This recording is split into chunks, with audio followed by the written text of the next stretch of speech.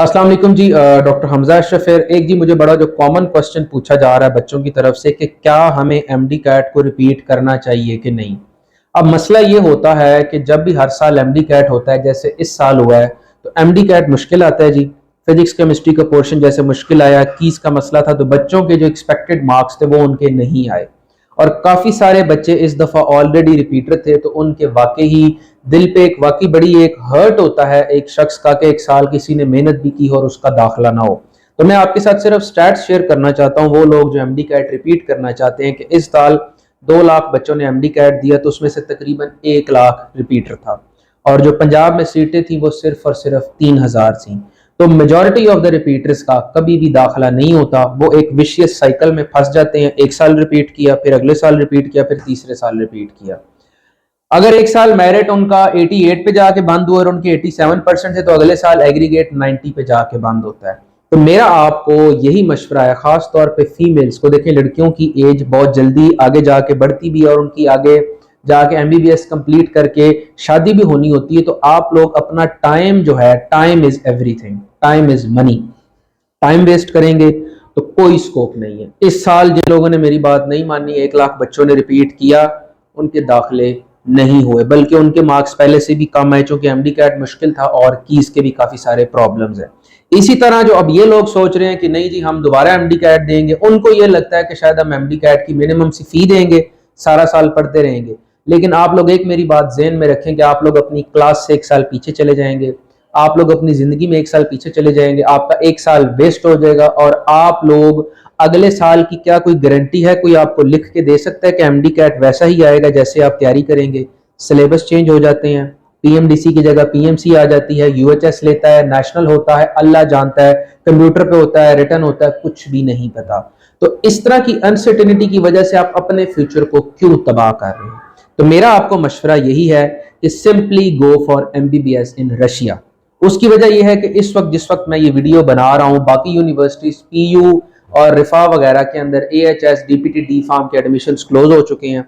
जो सरकारी यूनिवर्सिटीज हैं उनके अंदर एडमिशन का जो क्राइटेरिया है वो बहुत ज्यादा हाई है। तो अगर आपके एमडी कैट में मार्क्स कम है, या आपका एमडी कैट फेल है, या फिर आपके मार्क्स आपके एफएससी में भी कम आए हैं, तो इसमें परेशान होने की जरूरत नहीं है। अब अक्सर लोगों को ये होता है कि जी हम इधर उधर कहीं घुस जाते हैं, एएचएस कर लेते हैं, डी फार्म डीपीटी कर लेते हैं। याद रखिएगा, डी फार्म और डीपीटी के लोग ऑफिशियली अपने साथ डॉक्टर नहीं लिख सकते। और अगर आप लोगों को ये होता है कि हम लोग इस तरह की कोई चीज करके अपना ख्वाब पूरा कर लें, तो याद रखिएगा एमबीबीएस डॉक्टर एमबीबीएस ही है जी, और अलाइड फील्ड अलाइड ही होती हैं। स्टेथोस्कोप और जो व्हाइट कोट पहनने का ख्वाब है वो आपको डॉक्टर बन के ही पूरा हो सकता है। अब नेक्स्ट चीज ये आती है कि जी प्राइवेट मेडिकल कॉलेजेस, एक तो जी इनका मेरिट बहुत हाई होता है, दूसरा ये कम से कम 1 से 1.5 करोड़ रुपया आपका आराम से लग जाता है, और इतनी फी हर बंदा अफोर्ड नहीं कर सकता। मैं जो अपने स्टूडेंट्स को रिकमेंड करता हूं, that is MBBS in Russia from the Kazakh Russian medical university. मैं इस प्रोसेस को इस दफा खुद देख रहा हूं और इसका प्रोसेस काफी आसान है। एलिजिबिलिटी क्राइटेरिया की अगर बात करें, तो अगर आपका एमडी कैट फेल है जी, या अगर आपका एमडी कैट में मार्क्स कम है, या आपने एमडी कैट दिया ही नहीं, तो आप लोग डॉक्टर बन सकते हैं। आपको सीएनआईसी चाहिए, पासपोर्ट चाहिए, मैट्रिक और एफएससी का रिजल्ट कार्ड चाहिए। ये चीजें आप लोग, आपको डिस्क्रिप्शन में लिंक मिल जाएगा, यूनिवर्सिटी की पिक्चर्स मिल जाएंगी, प्रॉपर प्रोसेस गाइड हो जाएगा। आप वहां पर ये चीजें जाके फिल करें और फॉर्म को सबमिट करें, तो आपके साथ राब्ता कर लिया जाएगा। और मैं खुद इस दफा इस प्रोसेस को देख रहा हूं, क्योंकि अक्सर एमबीबीएस इन रशिया के हवाले से टाउट्स और एजेंट्स बहुत एक्टिव होते हैं जो बहुत ज्यादा फ्रॉड करते हैं। 5 लाख पकड़ लेंगे, 10 लाख पकड़ लेंगे और उसके बाद गायब हो जाएंगे, या दिखाएंगे कुछ तो होगा कुछ। इसकी वेबसाइट भी आपको मिल जाएगी जी। ये यूनिवर्सिटी जो है पीएमडीसी ए ग्रेड यूनिवर्सिटी है जी, डब्ल्यूएचओ रिकॉग्नाइज्ड है। हाँ, अस्सलाम वालेकुम। मेरा नाम अहमद है। I am student of third year from Kazakh Russian medical university.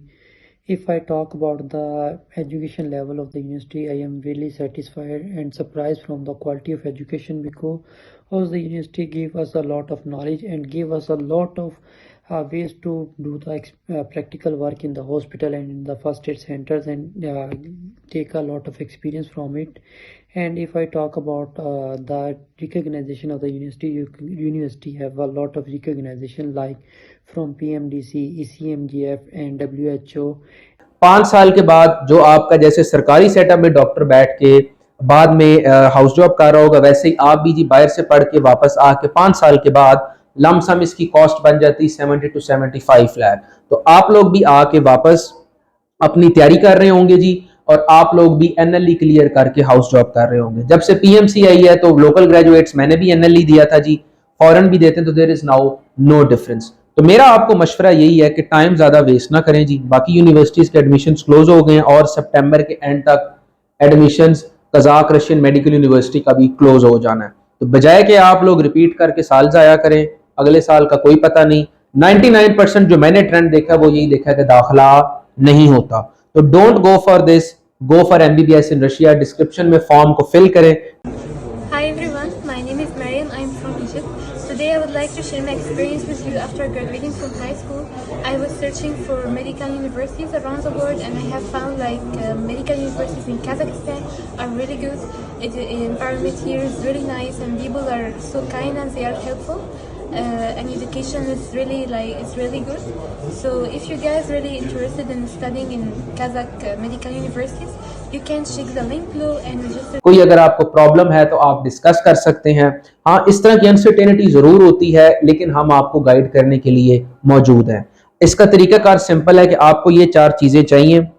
Initially आपको एडमिशन लेटर मिलेगा, जिसके बाद आपको अपनी जो सीट कंफर्म करने के लिए इनिशियल $300 जो है पेमेंट, इनिशियली सिर्फ $300 वो पाकिस्तान में पे करनी है। जो बाकी की फी है, जितने भी पर सेमेस्टर आपका $2200 शायद बनता है, वो फीस सारी की सारी आपने पे करनी है जब आप बाय हैंड यूनिवर्सिटी पहुंचेंगे। इसमें कोई डाउट, कोई एजेंट इन्वॉल्व नहीं है, तो इसलिए घपले का, रौले रप्पे का भी इसके अंदर चांस नहीं है। खुद आप लोग फी पे करेंगे। बल्कि मैं तो ये चाहता हूं कि जब आप लोगों का एम्बेसी से आप लोगों का वीजा लग जाएगा तो आप अपने पेरेंट्स को भी साथ लेकर जाएं, वो भी यूनिवर्सिटी देखें जी, वो भी हॉस्टल्स देखें, सब कुछ देखें। फीमेल्स के लिए ये सेफ है जी। आपको डिस्क्रिप्शन में, ये जो वीडियो के एंड में आपको उन लोगों के जो है रिव्यूज मिल जाएंगे जो मेरे स्टूडेंट्स जाके वहां पे पढ़ रहे हैं। और सिर्फ मैं यही चाहता हूं कि बजाय कि साल वेस्ट करके ट्रॉमा लें या इधर उधर के अलाइड सब्जेक्ट्स में सारी जिंदगी अपने ऊपर एक दाग रखें कि जी काश मैं डॉक्टर बन जाता या बन जाती, जो हसरत व्हाइट कोट की और स्टेथ की है वो अलाइड चीजों से पूरी नहीं होती। सो बिकम अ डॉक्टर, 5 साल के बाद आए, अपने मुल्क और कौम को सर्व करें। अगर आप लोग 70-75 लाख अफोर्ड कर सकते हैं 5 साल के लिए with accommodation, with hostel, each and everything, go for MBBS in Russia. Thank you so much. एक चीज मैं मजीद आपको ऐड करना चाहता हूं कि अगर आप लोग बहुत ज्यादा कॉन्फिडेंट हैं और अगर आप लोग रिपीट करने का रिस्क लेना चाहते हैं, फिर ही आप लोग रिपीट करें।